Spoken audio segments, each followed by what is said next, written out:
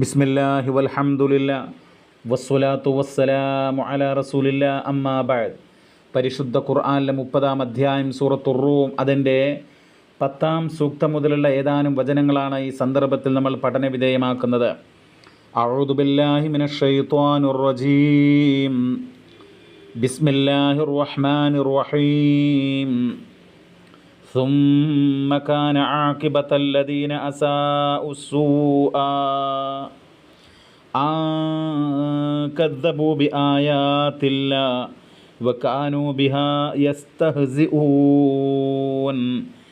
പിന്നീട് ദുഷിച്ച പ്രവൃത്തി ചെയ്തവരുടെ പര്യാവസാനം ഏറ്റവും മോശമായി. അള്ളാഹുവിൻ്റെ ദൃഷ്ടാന്തങ്ങൾ അവർ നിഷേധിച്ച് തള്ളുകയും അവയെപ്പറ്റി അവർ പരിഹസിച്ചു കൊണ്ടിരിക്കുകയും ചെയ്തതിൻ്റെ ബലമത്രേ അത്. അപ്പോൾ ഈ ആയത്തിൻ്റെ അതിൽ വന്നിട്ടുള്ള പ്രധാനപ്പെട്ട പദങ്ങൾ ഇപ്പോൾ ആക്കിബത്ത് എന്ന് പറഞ്ഞാൽ പര്യവസാനം എന്നാണ് അർത്ഥം. അതിൻ്റെ വിപരീതം എന്ന് പറയുന്നത് ബിദായ, ആരംഭം എന്നർത്ഥം. അതുപോലെ അസാ എന്ന് പറഞ്ഞാൽ ചീത്ത പ്രവർത്തിച്ചു, ദുഷിച്ച പ്രവർത്തിച്ചു എന്നാണ്.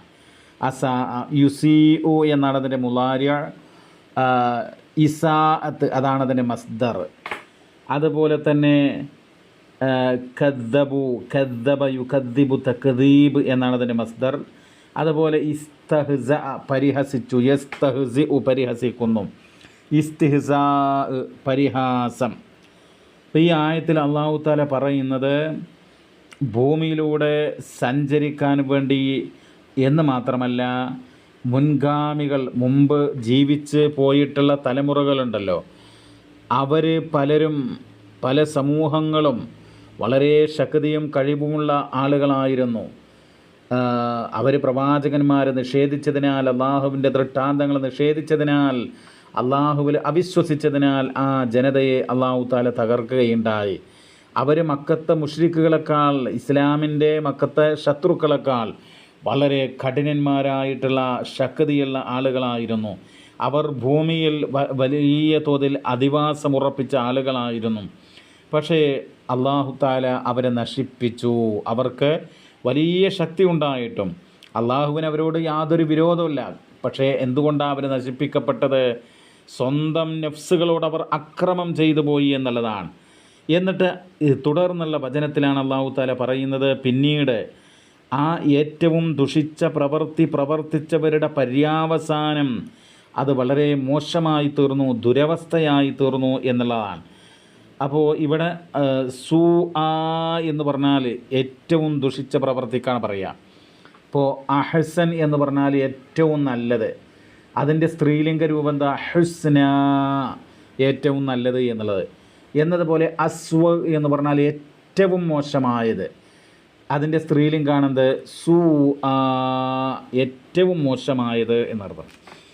അപ്പോൾ ഇവിടെ ഏറ്റവും മോശമായത് എന്ന് പറയുന്നത് അത് നരകമാണ് എന്ന് പല മുഫസ്സിറുകളും അർത്ഥം നൽകിയിട്ടുണ്ട്. ഏതുപോലെ ഹുസ്ന, ഏറ്റവും നല്ലത്, ഹുസ്ന എന്നുള്ളത് സ്വർഗത്തിന് പ്രയോഗിക്കപ്പെട്ടിട്ടുണ്ട് പല അറബി തഫ്സീറുകളിലും, അതുപോലെ തന്നെ പല പ്രയോഗങ്ങളിലും. എന്നതുപോലെ എന്ന് പറഞ്ഞാൽ അത് നരകത്തിൻ്റെ മറ്റൊരു സൂചനയാണ് എന്നുള്ളതാണ് പറയുന്നത്. അല്ലാഹു അലം. അപ്പോൾ ഇവിടെ രണ്ട് കാര്യങ്ങളാണ്. ഒന്ന്, അള്ളാഹുവിൻ്റെ ദൃഷ്ടാന്തങ്ങളെ നിഷേധിച്ച് തള്ളിയതിനാലും അള്ളാഹുവിൻ്റെ ദൃഷ്ടാന്തങ്ങളെ പരിഹസിച്ചു കൊണ്ടിരുന്നതിനാലും അവരുടെ പര്യാവസാനം, അവരുടെ ഏറ്റവും ദുഷിച്ച പ്രവൃത്തി എന്താ? അവർ അള്ളാഹുവിൻ്റെ ദൃഷ്ടാന്തങ്ങളെ കളവാക്കി പരിഹസിച്ചു എന്ന് മാത്രമല്ല, എന്ന് പറഞ്ഞാൽ ഐ അശ്റകൂ, അവർ അള്ളാഹുവിൽ പങ്കു ചേർത്തു എന്നും അർത്ഥം നൽകപ്പെട്ടിട്ടുണ്ട്. അപ്പോൾ ഏറ്റവും വലിയ പാപം ഷിർക്കാണല്ലോ. അപ്പോൾ ഇങ്ങനെയുള്ള വലിയ അപരാധങ്ങൾ, കൊടിയ പാപങ്ങൾ ചെയ്തതിൻ്റെ പേരിൽ അവരുടെ ആഖിബത്ത് വളരെ മോശമായി എന്നുള്ളതാണ് നമ്മൾ മനസ്സിലാക്കുക. ഏതൊരു മനുഷ്യനും ഈ ദുനിയാവെന്ന് വിട പറഞ്ഞു പോകുമ്പോൾ അവൻ്റെ ആഖിബത്ത് നന്നാകണം, അവൻ്റെ പര്യാവസാനം നന്നാവണം. അത് പ്രവാചകൻ്റെ വചനങ്ങളിൽ നമുക്ക് കാണാനായിട്ട് കഴിയും. നമ്മൾ പ്രാർത്ഥിക്കണം, പഠിച്ചവനെ ഞങ്ങളുടെ ആക്കിബത്ത് നന്നാക്കി തരയണമേ എന്നുള്ളത്. ഹുസ്നുൽ ഖാത്തിമ, നല്ല പര്യാവസാനം എന്ന് പറയും. അതായത് ഒരു മനുഷ്യൻ 70 വയസ്സ് വരെ ജീവിക്കുന്നു എന്ന് സങ്കല്പിക്കുക. 69 വയസ്സ് വരെയും നല്ല മനുഷ്യനായി ജീവിച്ചു, അല്ലെങ്കിൽ 69.5 വയസ്സ് വരെയും നല്ല മനുഷ്യനായി ജീവിച്ചു.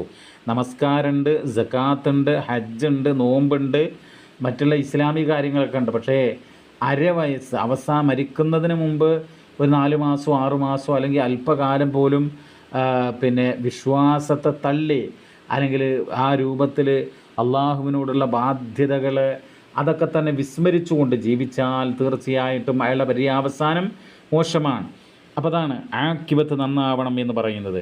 ഇവിടെ ഈ ലോകം കണ്ട പ്രവാചകന്മാരുടെ ആ സമൂഹങ്ങളുണ്ടല്ലോ, അള്ളാഹുവിൻ്റെ ദൃഷ്ടാന്തങ്ങളെ കളവാക്കിയിട്ടുള്ള, അള്ളാഹുവിൻ്റെ ദൃഷ്ടാന്തങ്ങളെ പരിഹസിച്ചിട്ടുള്ള, ബഹുദൈവ വിശ്വാസവും ബഹുദൈവ ആരാധനയും നടത്തിയിട്ടുള്ള ആളുകളുടെ പര്യാവസാനം വളരെ മോശമായി തീർന്നു. അതാണ് ഈ 10ാമത്തെ സൂക്തത്തിൽ പഠിപ്പിക്കുന്നത്. ഇനി അടുത്ത വചനത്തിൽ പറയുന്നത്, അല്ലാഹു യബ്ദഉൽ ഖൽഖ സുമ്മ യുഈദു സുമ്മ ഇലൈഹി തുർജഊൻ. അല്ലാഹു സൃഷ്ടി ആരംഭിക്കുകയും പിന്നീട് അത് ആവർത്തിക്കുകയും ചെയ്യുന്നു, പിന്നീട് അവങ്കലേക്ക് നിങ്ങൾ മടക്കപ്പെടുകയും ചെയ്യുന്നു. അപ്പോൾ യബ്ദഉ എന്ന് പറഞ്ഞാൽ ആരംഭിക്കുന്നു എന്നാണ്. അതിന് കൃത്യമായിട്ടുള്ള അർത്ഥം എന്ന് പറയുന്നത് ആദ്യമായിട്ട് ആരംഭിക്കുക എന്നാണ്. യബ്ദഉ ബദഅ എന്നാണ് അതിൻ്റെ മാല്. യബ്ദഉ മുളാരി, ബിദായ അതിൻ്റെ ആരംഭം എന്നുള്ള അതിൻ്റെ മസ്ദർ. പിന്നീട് ഇതിൽ യുഈദുഹു ആവർത്തിക്കുന്നു. യുഈദു എന്ന് പറഞ്ഞാൽ ആവർത്തിക്കുന്നു. ആദ ആവർത്തിച്ചു, യുഈദു ആവർത്തിക്കുന്നു. ഈ ആദത്ത് ആവർത്തനം. അപ്പോൾ ഈ ആയത്തിൽ അള്ളാഹു തആല പറയുന്നത് എന്താ? അള്ളാഹു സൃഷ്ടിപ്പ്, ആ ഓരോ സൃഷ്ടികളുടെയും ആ സൃഷ്ടിപ്പ് ആരംഭിക്കുകയാണ്. എങ്ങനെയാണ് സൃഷ്ടിക്കുന്നത്? ശുദ്ധമായ ശൂന്യതയിൽ നിന്നാണ് അള്ളാഹു തആല സൃഷ്ടിപ്പ് ആരംഭിച്ചിട്ടുള്ളത്. അങ്ങനെ ഒരു ലിക്വിഡോ അല്ലെങ്കിൽ മറ്റുള്ള വാതകങ്ങളോ അങ്ങനെയുള്ള സാങ്കേതികമായിട്ടുള്ള സംഗതികളൊന്നും കൂടാതെ അള്ളാഹു തആല ശുദ്ധ ശൂന്യതയിൽ നിന്ന് മനുഷ്യനെ സൃഷ്ടിച്ചു. അങ്ങനെയുള്ള അള്ളാഹുവിനെ വീണ്ടും ഈ മനുഷ്യൻ മരണപ്പെട്ടു പോയിട്ട് അവൻ്റെ ശവം വൈദ്യുത ശ്മശാനത്തിൽ കത്തിച്ചാലും, അതല്ല ഖബറിൽ കുഴിച്ചിട്ടാലും, അതല്ലെങ്കിൽ മറ്റുള്ള നിലക്ക് ശവസംസ്കാരം നടത്തിയാലും അള്ളാഹുവിന് വീണ്ടും അതേ മനുഷ്യനെ ഉയർത്തെഴുന്നേൽപ്പിക്കുവാൻ, പുനരുജ്ജീവിപ്പിക്കുവാൻ, രണ്ടാമത് അവന് ജീവൻ നൽകുവാൻ അള്ളാഹുവിന് കഴിവുള്ളവനാണ്. കാരണം എന്താ? ആദ്യം ശുദ്ധ ശൂന്യതയിൽ നിന്ന് ഉണ്ടാക്കിയ അള്ളാഹുവിന് രണ്ടാമത് അവൻ ഉണ്ടാക്കുന്നത് ഒട്ടും പ്രയാസമല്ല എന്നുള്ളതാണ്. അത് പരിശുദ്ധ ഖുർആനിൻ്റെ ഈ അധ്യായത്തിൻ്റെ 27ാമത്തെ സൂക്തത്തിൽ അള്ളാഹു തആല പറയുന്നുണ്ട്.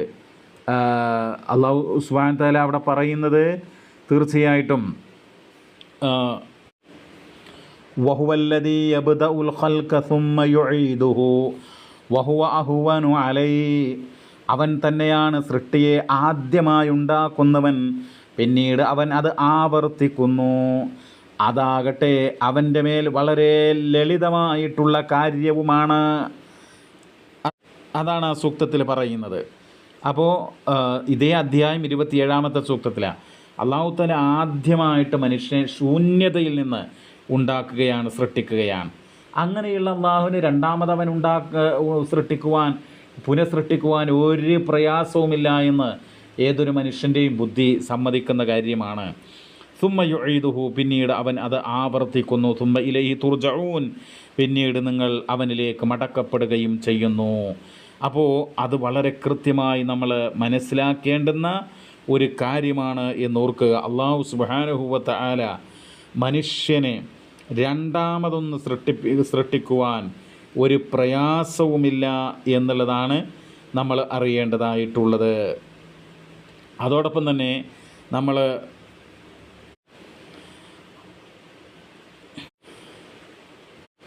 അറിയേണ്ടതായിട്ടുള്ള മറ്റൊരു കാര്യം, ആദ്യമായിട്ട് മനുഷ്യനെ സൃഷ്ടിച്ചപ്പോൾ ആരുടെയെങ്കിലും അംഗീകാരമോ ആരുടെയെങ്കിലും ഉത്തരവോ ഒന്നുകൊണ്ടുമല്ല അല്ലാഹു തആല മനുഷ്യരെ സൃഷ്ടിച്ചത്. എന്നതുപോലെ രണ്ടാമതൊന്ന് പുനഃസൃഷ്ടിക്കുവാൻ മനുഷ്യർ മരണപ്പെട്ടിട്ട് അവനെ മണ്ണിൽ അവൻ്റെ അസ്ഥി ദ്രവിച്ചു പോയിട്ട് ശരീരം മണ്ണായി തീർന്നിട്ട് രണ്ടാമതൊന്ന് സൃഷ്ടിക്കുവാൻ അള്ളാഹുവിന് ആരുടെയും അനുവാദമോ ഉത്തരവോ ഒന്നും തന്നെ ആവശ്യമില്ല എന്നുള്ളതാണ്. അടുത്ത വചനം, വയൗമ തഖൂമുസ്സാഅതു യുബ്ലിസുൽ മുജ്രിമൂൻ. അന്ത്യദിനം നിലവിൽ വരുന്ന സന്ദർഭം കുറ്റവാളികൾ ആശയറ്റ് പോകുന്നതാണ്. വയൗമ തഖൂമു, നിലവിൽ വരുന്ന ദിവസം എന്നർത്ഥം. നിലവിൽ വരുന്ന ദിവസം. അസ്സാഅ എന്ന് പറഞ്ഞാൽ അന്ത്യദിനം. അസ്സാഅത്ത് എന്ന് പറഞ്ഞാൽ സമയം എന്നർത്ഥമുണ്ട്. പക്ഷേ അന്ത്യദിനം എന്നാണ് ഇവിടെ അതിന് നൽകിയിട്ടുള്ള അർത്ഥം എന്ന് നമ്മൾ മനസ്സിലാക്കുക. അപ്പോൾ ലോകാവസാനം അത് നിലവിൽ വരുന്ന ദിവസം, അതാണ് വയൗമ തഖൂമുസ്സാഅതു എന്നുള്ളത് കൊണ്ട് ഉദ്ദേശിക്കുന്നത്. യുബ്ലിസു, അടുത്ത വചനാണത്. അടുത്ത ഒരു അത് ആ ആയത്തിലെ പദമാണ് യുബ്ലിസു, നിരാശപ്പെടുന്നു എന്നർത്ഥം. ഒരു മുളാരിയായിട്ടുള്ള പദത്തിന് വർത്തമാനകാലക്രിയക്ക് രണ്ടർത്ഥമാണ്. ഒന്ന് നിരാശപ്പെടും, ഭാവിയിൽ സംഭവിക്കുന്നതാണ്. മറ്റൊന്ന് പ്രസൻറ്റ്, നിരാശപ്പെടുന്നു, അതാണ് യുബ്ലിസു. അബുലസ എന്നാണ് അതിൻ്റെ മാളി, നിരാശപ്പെട്ടു എന്നാണ് അതിൻ്റെ അർത്ഥം. അബുലസ, യുബ്ലിസു പറഞ്ഞാൽ നിരാശപ്പെടും അല്ലെങ്കിൽ നിരാശപ്പെടുന്നു. അബുലസ യുബ്ലിസു, അതിൻ്റെ മാളിയും മുളാരിയും. അബുലസ യുബ്ലിസു ഇബ്ലാസ്, അതാണ് അതിൻ്റെ മസ്ദർ. അപ്പോൾ പരലോകം നിലവിൽ വരുന്ന ദിവസം തീർച്ചയായിട്ടും അൽ മുജ്രിമൂൻ, കുറ്റവാളികൾ നിരാശപ്പെടും. അവർക്കന്ന് രക്ഷകന്മാരുണ്ടായിരിക്കുന്നതല്ല എന്നുള്ളതാണ്. അതാണ് നമ്മൾ മനസ്സിലാക്കേണ്ടത്. അപ്പോൾ ഈ ഭൗതിക ലോകത്തൊരാൾ കുറ്റം ചെയ്താൽ, അയാൾക്ക് സമ്പത്തുണ്ടെങ്കിൽ, രാഷ്ട്രീയ സ്വാധീനമുണ്ടെങ്കിൽ, അല്ലെങ്കിൽ നീതിന്യായ പീഠങ്ങളിൽ സ്വാധീനമുണ്ടെങ്കിൽ, അതുപോലെ തന്നെ മറ്റ് പല സോഴ്സുകളും ഉപയോഗിച്ചുകൊണ്ട് കുറ്റവാളികൾ രക്ഷപ്പെടുന്ന കാഴ്ചകൾ നമ്മൾ ഈ ലോകത്ത് കണ്ടുകൊണ്ടിരിക്കുകയാണ്. എന്നാൽ പരലോകത്ത് അങ്ങനെയല്ല. അവിടെ പരിപൂർണമായിട്ടുള്ള നീതിയായിരിക്കും ഉണ്ടാകുക, കർശനമായിട്ടുള്ള വിധി തീർപ്പായിരിക്കും അവിടെ ഉണ്ടായിരിക്കുക. അവിടെ കുറ്റവാളികൾ രക്ഷപ്പെടാൻ വേണ്ടി പോകുന്നില്ല. അതാണ് വയൗമ തഖൂമുസ്സാഅതു യുബ്ലിസുൽ മുജ്രിമൂൻ. അവിടെ കുറ്റവാളികൾ ആശയറ്റ് പോകുന്ന ദിവസമാണ് അന്ത്യദിനം, നിലവിൽ വരുന്ന ദിവസം. അബ്ലസ് എന്ന പദത്തിൽ നിന്നാണ് ഇബ്ലീസ് എന്ന്, അഥവാ ആശയറ്റ് പോയിട്ടുള്ളവൻ എന്നുള്ള ആ ഇബ്ലീസ് എന്നുള്ള പദം പോലും ഉണ്ടായിട്ടുള്ളത്. അടുത്ത വചനം, വലം യകുൻ ലഹും മിൻ ശുറകാഇഹിം ശുഫാഅ വകാനൂ ബിശുറകാഇഹിം കാഫിരീൻ. അവർ പങ്കാളികളാക്കിയവരുടെ കൂട്ടത്തിൽ അവർക്ക് ശുപാർശക്കാർ ആരുമുണ്ടായിരിക്കുകയില്ല.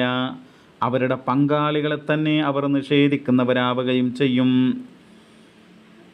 ഈ ആയത്തിൽ ഇപ്പോൾ ഷുറക്കാ എന്ന് പറഞ്ഞാൽ പങ്കാളികൾ, പങ്കുകാർ. അതിൻ്റെ ഏകവചനം ഷരീക്ക് എന്നാണ്, പങ്കാളി. അള്ളാഹുവിൽ പങ്കു ചേർക്കുക എന്ന് പറയില്ലേ. അപ്പോൾ അള്ളാഹുവിന് പുറമേയുള്ള ശക്തികൾ, അത് കല്ല്, മരം, ജിന്ന്, മലക്ക്, പിശാച്ച്, അമ്പിയാക്കൾ, ഔലിയാക്കൾ, മരണപ്പെട്ടു പോയ മഹാത്മാക്കൾ, ശുഹദാക്കൾ, അങ്ങനെ എന്തിനൊക്കെ ഒന്നുണ്ടോ അതൊക്കെ ശരീക്കന്മാരാണ്. ആ ശരീക്കന്മാർ ഉണ്ടായിരിക്കുന്നതല്ല, പങ്കുകാർ ഉണ്ടായിരിക്കുന്നതല്ല. എന്തുണ്ടായിരിക്കുന്നത്, എങ്ങനെ?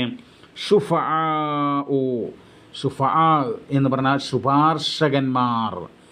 അപ്പോൾ അവരുടെ ആ പങ്കുകാരിൽ നിന്ന്, അഥവാ അവർ അള്ളാഹുവിനെ ആരാധിച്ചിരുന്ന ആ ശക്തികളിൽ നിന്ന് അവർക്ക് ഷുഫാ അഥവാ ശുപാർശക്കാർ ഉണ്ടായിരിക്കുകയുമില്ല.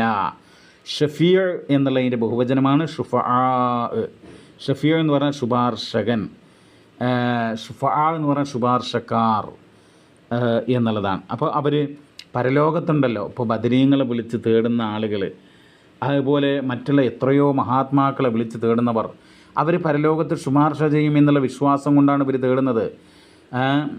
അത് പരലോകത്ത് എന്തായിരിക്കും യാഥാർത്ഥ്യം? പരലോകത്ത് അവർക്ക് ശുപാർശകന്മാരുണ്ടായിരിക്കുന്നതല്ല. അത് വിശുദ്ധ ഖുർആൻ വളരെ വ്യക്തമായി കൊണ്ട് പറഞ്ഞിട്ടുള്ള കാര്യമാണ്. വിശുദ്ധ ഖുർആൻ സൂറ യൂനുസിൽ 18-ാമത്തെ സൂക്തത്തിൽ പറയാൻ വയഅ്ബുദൂന മിൻ ദൂനില്ലാഹി മാ ലാ യദുർറുഹും വലാ യൻഫഉഹും വയഖൂലൂന ഹൗലായി ശുഫാഉനാ ഇൻദല്ലാഹ്. അതായത് അവർ അള്ളാഹുവിന് പുറമെയുള്ളവരെ ആരാധിക്കുന്നു.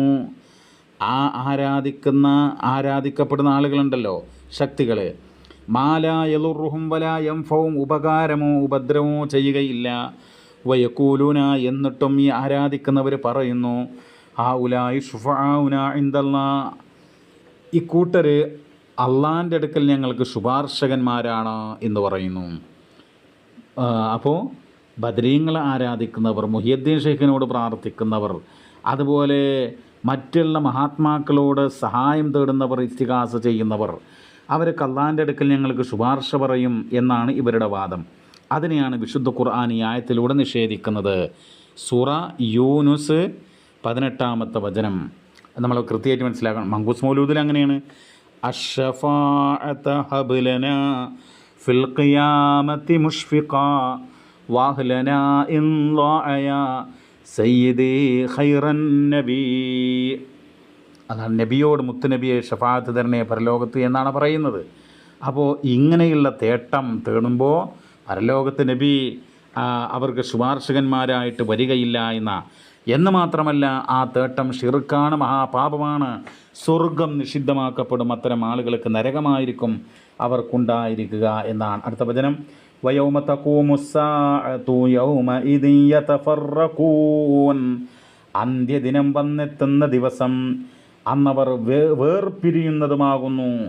തഫറക വേർപിരിഞ്ഞു, യതഫറഖു വേർപിരിയുന്നു, തഫറുഖ് അതാണ് അതിൻ്റെ മസ്തർ, വേർപിരിയൽ. പരലോകത്ത് എത്തിക്കഴിഞ്ഞാൽ അവിടെ ഒന്ന് സ്വർഗവാസികൾ, നരകവാസികൾ, സൽക്കർമ്മം ചെയ്ത ആളുകൾ, നല്ല വിശ്വാസം സ്വീകരിച്ചവർ ഒരു ഭാഗത്ത്, ദുഷിച്ച വിശ്വാസം സ്വീകരിച്ചവരും പാപികളുമായിട്ടുള്ള ആളുകൾ മറുഭാഗത്ത്. അല്ലാഹു തആല നമ്മെ സ്വർഗവാസികളിൽ ഉൾപ്പെടുത്തി അനുഗ്രഹിക്കുമാറാവട്ടെ. സ്വല്ലല്ലാഹു അലാ നബീന മുഹമ്മദ് വൽഹംദുലില്ലാഹി റബ്ബിൽ ആലമീൻ.